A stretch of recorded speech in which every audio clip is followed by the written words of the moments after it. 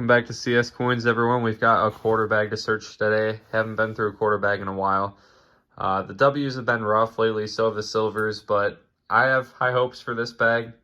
I went to a bank that I don't hit up very often, and I don't think many collectors go there looking through quarters, so I think we're safe on having searched quarters here.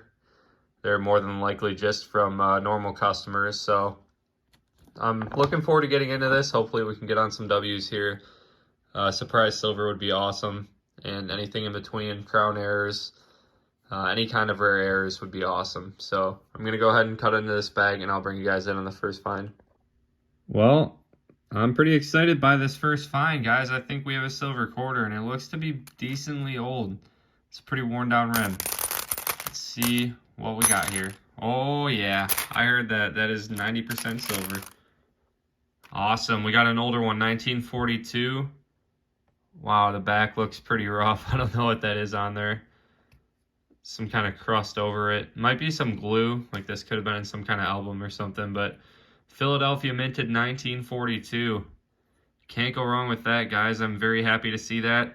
I was actually seeing a lot of these. They're not real W's, but somebody's marking a lot of quarters with the W for some reason. So I was kind of getting a little discouraged, thought this could be searched, but if we have silver already, I don't think somebody's looked through all of these. Another thing I'll point out, there are a ton of bicentennials in here. I've been checking them for the DDO. I typically don't keep on to bicentennials anymore unless they're in like fantastic condition, but you can see here there's a bunch of these.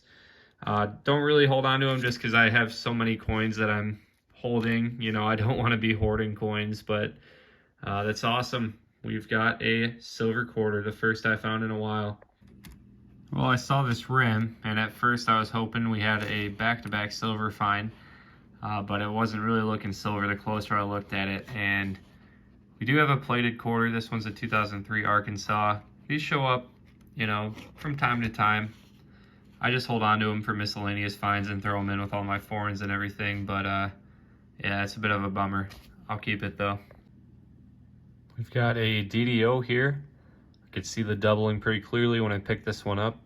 It is a 2020 Salt River Bay. That's probably the most common quarter DDO that I come across. That's still an awesome find. Let me see if we can get any closer to the lettering there. Yeah, you guys can see it pretty good there, just how much thicker it is than normal. Typically these would be like very thin letters, so that's pretty awesome. We will take a DDO. This quarter was reverse facing, and the reverse was actually a little surprising to me. We got an Anime Wong. I don't think I've ever found any of these with an error. I know they got on their quality control a little bit better by the time they released this design, because the first few quarters from 2022 had all kinds of errors. But we do have a nose die chip. I don't know if I've seen that on this reverse design yet, so that's pretty cool. I will definitely hold on to it. You don't come by these too often. I know I've scored a lot of them, especially like when they were a little bit newer. But yeah, specifically this reverse, I'm a little shocked to see that. That's pretty cool. We will take that. So this was reverse facing as well, but I flipped it around. We've got a West Point. Wasn't really expecting to see any of those this hunt. These have been very tough to come by. It's not in great shape. It's got some green stuff caked on the front. It's got a couple scratches, but we got that WV75, and that has become a very rare find in quarters. I don't come across them too often.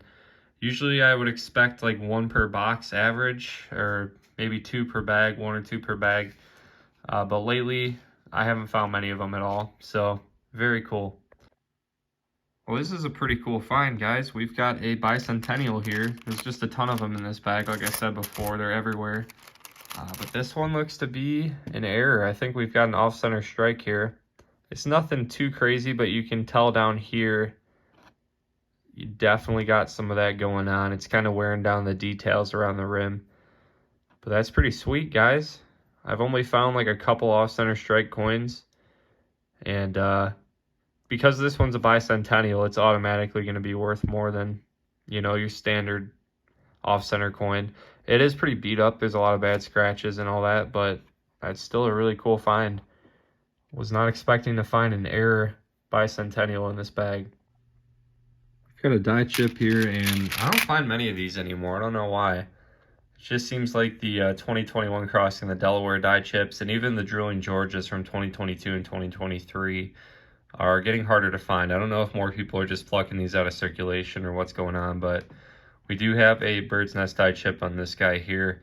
And this is kind of a unique little die chip. It's right on the back of the hat, like kind of on the tip right there.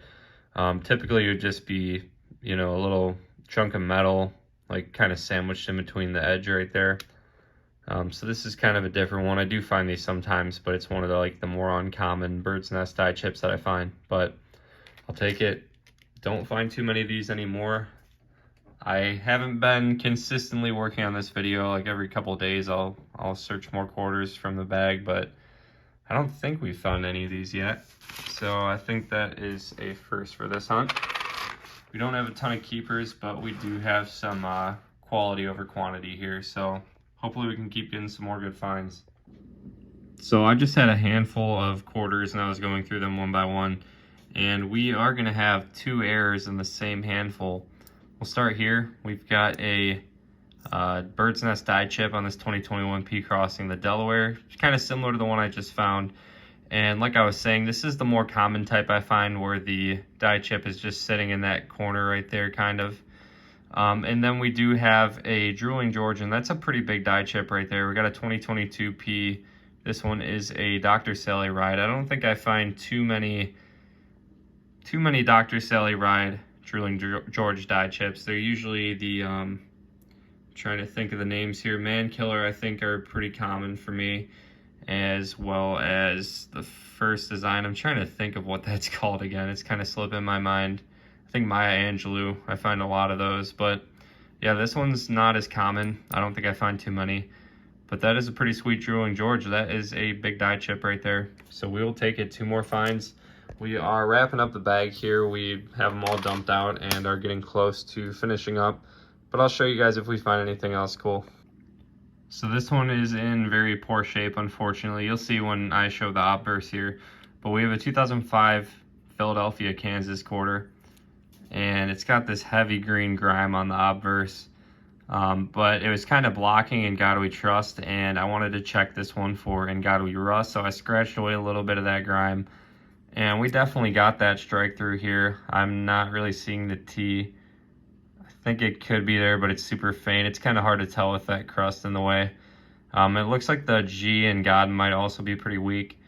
But these fetch a decent amount of money. I actually recently looked on eBay and they were selling, I want to say for like $8 to $10, which I thought was kind of crazy, because I used to find these all the time. I've been through boxes where I would find like 3 or 4 of these, and you know, I thought they were super common, and they are common. They're like a relatively common find in quarters, but a little bit more value than I was initially thinking.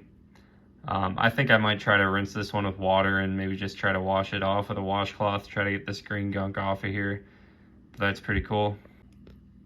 I just doubled up on another state quarter error while I'm continuing to look through this bag. I've got 2 of them. This one's not as good, but we've got 2 Spitting Horse 1999P die crack errors here. This one's a little more pronounced. You can see that die crack pretty easily above the A in Caesar.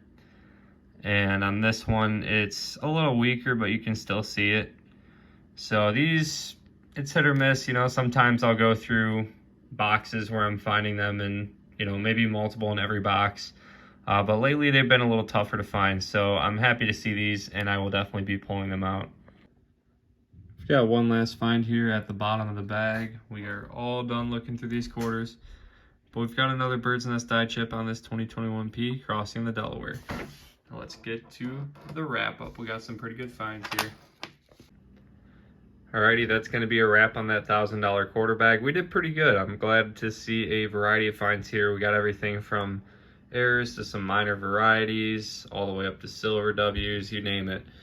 So starting up here, we got our best finds flipped up, as well as our silver quarter. We were lucky enough to get away with one West Point here. We've got a 2020 Saw River Bay W. It's got to be the most common one I've been finding here in Michigan. I find a ton of these, so not the most valuable W out there, but I'm still very happy to see it. These are getting really tough to find. So I'm glad I got at least one. You know, one per bag is fine by me. We've got a DDO here. This is going to be a 2020P. It's another Salt River Bay, but this one has a double die obverse. You can see there in the lettering and the mint mark, and especially in God We Trust, you can see it is doubled pretty good there. It's a lot thicker than it should be. So that's pretty cool. I have found a lot of these, but I still love finding them. And I actually found out that this is going to be a partial collar. I thought it was going to be a toss-up between that and a off-center strike. But some guy on Facebook, I reach out to him whenever I need help with errors. He has an error group on Facebook. His name's Robert. I always appreciate him helping me out on some of these IDs, but I sent him a couple pictures of this one. He told me it is indeed a partial collar, and you can see it even through the flip. It's got that railroad rim going on, so you can see part of it's reeded, part of it's not.